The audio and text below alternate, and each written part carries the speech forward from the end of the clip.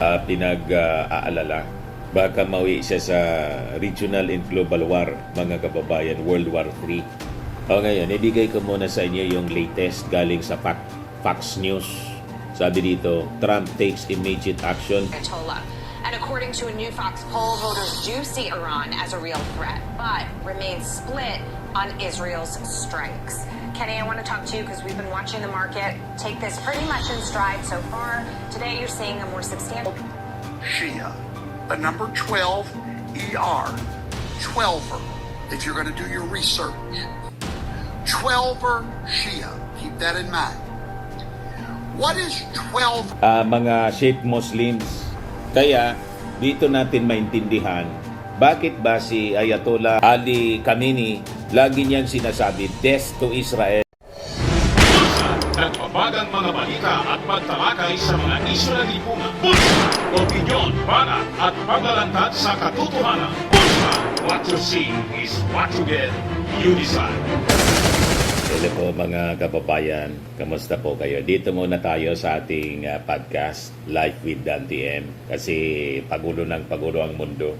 Kaya pag-usapan natin mga kababayan, lalo na ang conflict ngayon between Israel and Iran. Sa latest na balita mga kababayan, it is just a matter of time. Lulusob na rin po yung Amerika. At manalangin po tayo ng taimtim kasi po sabi ng mga analyst baka mauwi ito sa mas na malawakang gulo because of may mga kaalyado rin yung Iran tulad ng China at ng Russia. May mga interest sila, political and economic interest kasi nagkikinabang sila sa supply ng petroleum mula mga kababayan sa Iran. So yun ngayon ang pinag-aalala.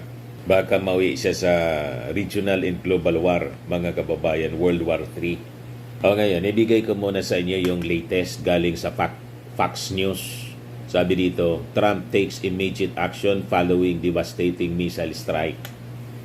Ito po siya. I don't want to get involved either, but I've been saying for 20 years, maybe longer, that Iran cannot have a nuclear weapon. And they'd use it. I believe they'd use it. Bombs continue to drop over Israel, and the president issues an ultimatum. Welcome to the Big Money Show. I'm Jackie DeAngelis. Joining me, my co-host, Taylor Riggs.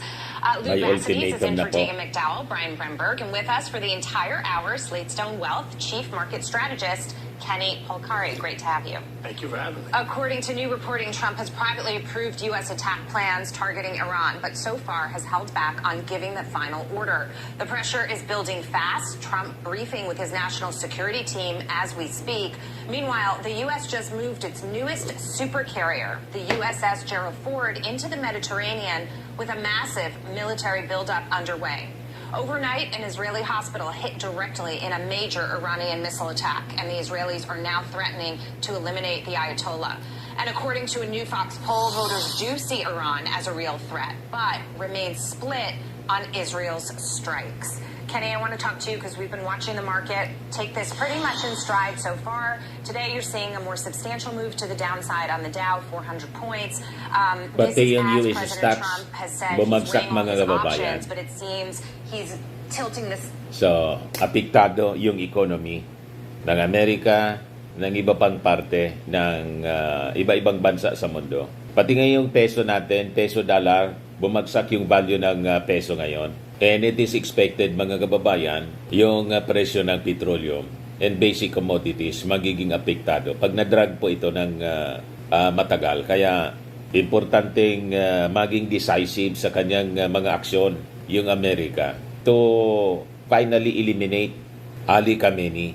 Yan ang target po. And yung nuclear sites, nuclear facilities ng Iran na nasa ilalim ng lupa, nasa ilalim ng bundok. So, kailangan yung bunker buster bomb mula sa Amerika. Kaya yung mga warships, mga kababayan ng Amerika, papalapit na sa Iran. At anytime, magpapalabas ng order si President Trump to attack Iran. Ituloy natin yung report mula sa mula sa Fox News. scale a little with respect to how he's weighing them. He has also said that he will wait till the last second. It's a fluid situation. It is developing quickly. He doesn't need to make a decision now, but it seems like smart money is saying something could happen here. Listen, I think at some point something has to happen because you can't be half pregnant, right? They've already started this problem. They've already started this issue. You can't leave it. They have to finish it, whether it's the Israelis, whether it's anybody else. I think most of the world is in agreement that Iran should not have or could not have access to a nuclear bomb. And now that they've come this far, we've been talking about this for how long? I've been talking about for 50 years. It was 1979 when they got taken over. I was 19 years old, right? So for 50 years, we've been talking about this regime in Iran. And it cannot happen. So I know he's in a tough place. So kailangan right? tundukan na Trump is po in a ito. tough spot right now, but I think something has to happen. I have said I don't envy him. He's weighing these decisions very carefully, understanding the implications and the impact that it could have not only on the region in the Middle East, but if you're looking for a travel as well, there could be repercussions. Meantime, overnight, the Global Israeli repercussion. hospital, that was Kaya directly pinag-uusapan hit natin from a ito. major missile attack from Iran is in the news today. This is as the Iranians are basically showing that, they give very little consideration to the target. Kahit marami din tayong problema dito sa Pilipinas, may political upheaval tayo, pero hindi natin pwedeng ipikit yung ating mga mata, mga kababayan, dito sa isyung ito ng conflict between Israel and Iran. Kasi nga po, yung epekto nito, the repercussion, global po. And yung ating presidente, si PBBM, nag-utos na din sa Department of Energy na i-monitor ang galaw ng presyo ng mga petroleum products at i-implement yung subsidy para sa ating mga affected. Yung transport sector natin, that they're hitting civilian targets, they're hitting hospitals. This is below the belt, even in the means of war, Brian. And so, to me, it's an escalation. Iran, obviously, being very defiant here. Yeah, they are. This happens a lot, I think, when people get backed into a corner or a nation gets backed into a corner or a maniacal dictator gets backed into a corner and knows that he has a losing hand. I hate to see this. These images are terrible. It doesn't surprise me with the Iranian regime. When have they ever shown an interest in human rights with their own people or anyone else's? Never. So this is what they do. By the way, yung mga Iranians, mga kababayan, approve nila ang pag-eliminate kay Ali Khamenei. They are now shouting death to Ali Khamenei. Gusto nila maliberate yung kanilang bansa sa control ng supreme leader. Ngayon, gusto kong i-share sa inyo for a deep understanding ng conflict sa Israel with Iran. I-share ko itong video, mga kababayan, na ginawa ni Professor Toto. Isa siyang pastor, mga kababayan. Professor Toto and Pastor ito po. I-share ko po sa inyo. Sabi dito, why does Iran need to wipe Israel off the map? Here's the answer you did not learn in school. Iba yung naririnig nating kwento, tinuturo sa mga eskwelahan of this conflict na matagal na, mga kababayan, na nangyayari. And yung naririnig natin, napapanood nating kwento sa television at nababasa natin sa mga newspapers po. So, i-share ko po sa inyo para maintindihan natin bakit siya ganyan. Why on earth does Iran, which is a long way from Israel, by the way, they're not neighbors, why is Iran care so much about this tiny little nation called Israel? Oo nga, no? Bakit? It's not a border war. They don't share a Hindi man border. sila magka-neighbor. It's not a land dispute. In between Iran It and is a Israel, religious nandun yung prophecy war. Saudi Arabia, Jordan, And that's and what Iraq. most of your social study textbooks will not tell you. So let's unlock it. There are two segments of Islam. The first is Sunni, the other is Shia. And they are adversarial, okay? Magkalaban din. Islam, just like Christianity, has many denominations. It's not just one religion where everybody's in agreement. No, it's just like Christianity. We have Catholics, Baptists, Pentecostals. Two of the major denominations in the Islamic religion is the Sunni and the Shia. Now, the regime that rules Iran today is the Shia Muslims. There's another denomination within Shia called Shia, the number 12 ER, 12er, if you're going to do your research. 12er Shia, keep that in mind.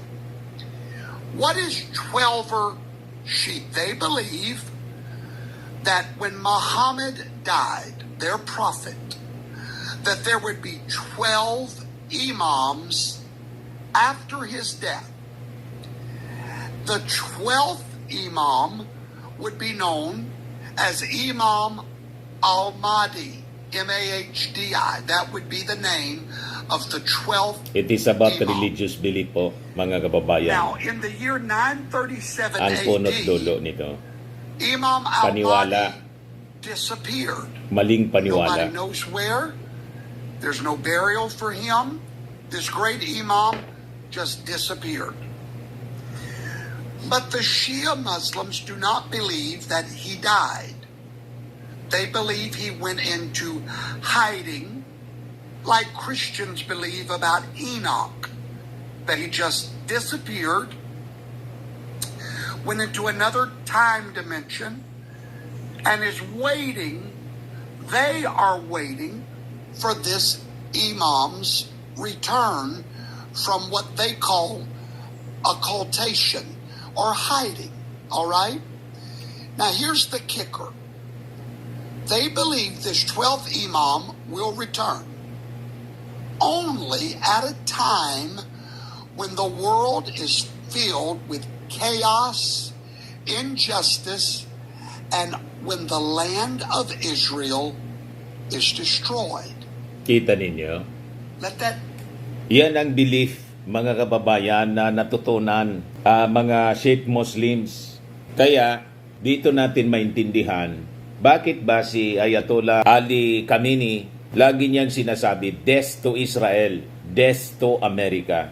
At yung Israel, ang tingin niya, little Satan, and America, the great Satan. Kasi protector yung Amerika na Israel. You see, ganun po ang background story niya. Nakabase sa religious belief. Kaya napakahirap. Nakita ninyo, pati dito sa Pilipinas, si Robin Padilla, na dating Catholic po, nag-Muslim, ayun, kumampi na rin po sa mga Palestino. On the side siya ng mga Palestino at ng mga kalaban ng Israel, tulad ng Iran. Rooted siya sa belief, religious belief. that sink in for a moment. To their religious leaders, the Grand Ayatollah, wiping Israel off of the map is not politics. They are fulfilling prophecy for their 12th imam to return. Now, there's a problem. Iran and the Shia Muslims are a long way away from Israel. So if they want to fulfill the prophecy of the 12th imam, they can't just roll their tanks across the border. So what do? They must create proxy armies. In 1979, the Islamic Revolution overthrew the Iranian Shah. In 1981, they created a terrorist group called Hezbollah Ayun. in Lebanon. Later, they back a group called Hamas in Gaza and the Houthis in Yemen. You see? Three Lahat ito, mga kababayan, yung Hamas, Hezbollah in Lebanon, Houthis in Yemen, malayo na rin yung Yemen, yung rebel Houthis, another terrorist organization, ang nagpupundo po Iran para ang objective po ay eliminate Israel, i-wipe out. So, siya yung sponsor po ng tinatawag na proxy war in Israel. Kaya napuno na po si Benjamin Netanyahu, direkta na pong inatake yung mismong sponsor ng proxy war, yung Iran mismo. Kaya ayaw na ayaw po ni Benjamin Netanyahu, pati ng Amerika, na makaposes, makadevelop ng nuclear weapons, nuclear warheads yung Iran. Kasi ang ultimate objective ng Iran, i-wipe out from the face of the earth ang Israel, related doon sa kanilang belief na babalik yung 12 imams nila. You see, ganon kalalim, mga kababayan. Armies that are much closer to Israel than Iran is. These groups become Iran's hands and arms. They do their dirty work right on Israel's doorstep. Okay? Iran's too far away. So they finance 3 guerrilla armies, Hezbollah, Hamas, and the Houthis, to bring this prophecy to pass for the destruction of Israel. What is their goal? Constant pressure, the war of attrition, surround and destroy, wear them out. Now let's be clear, Hezbollah is not just some little gang. They are trained, funded, and armed by Iran's Islamic Revolutionary Guard Corps. They are Iran's secret police and their Navy SEALs and their CIA all rolled into one. Iran wanted a second army stationed closer to Israel, so they created Hezbollah. That's like opening a Chick-fil-A next to your enemy's house, only instead of chicken sandwiches, they're serving missiles. Here's how the Iranian government works. At the top is the supreme leader. He is a religious king, like the Pope. Below him is his personal army. Then the president, the parliament, and the courts for show. When people say the Iranian government did this, what they really mean is the supreme leader and his army. It's a religious dictatorship. What's their mission? Protect the revolution, fulfill the prophecy, and destroy Israel. Iran and its proxies like Hamas have figured out they can attack Israel from civilian areas like schools, hospitals, neighborhoods, so that they can win the media war. Here's how it works. They hide weapons in schools. They launch rockets from hospitals. Hindi.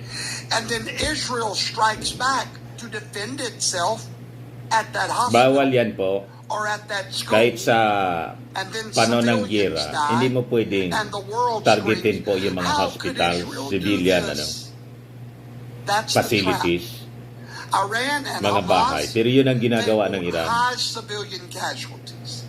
Not because they're careless, but because Pero ang Israel, yun ang pagkakaiba po. Ang Israel po, tinatarget military facilities. Nuclear sites, military facilities, yun ang tinatarget. Pero yung makikita niyo yung pagkakaiba sa values nila. Ang Iran po, civilian population yung target mismo. Wala silang pakialam. because they're calculating.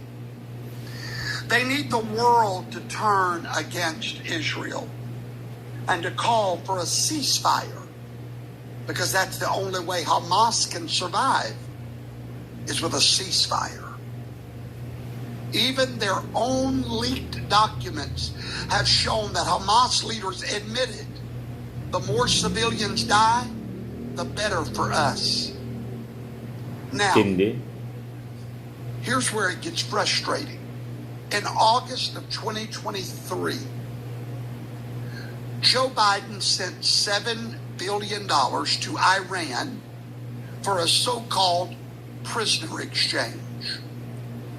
Have we done prisoner exchanges before? Yes, we have. Did it cost billions of dollars before? No, it did not. To make it worse, one American dissident was not included in the deal, and Iran executed him a week later.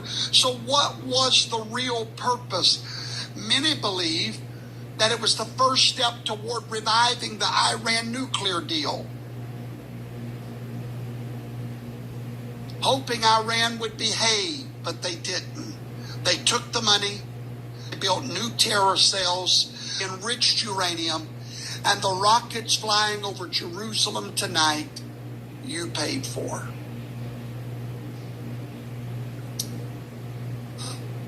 Pinunduan pa ni Joe Biden Is yung war Iran. inevitable?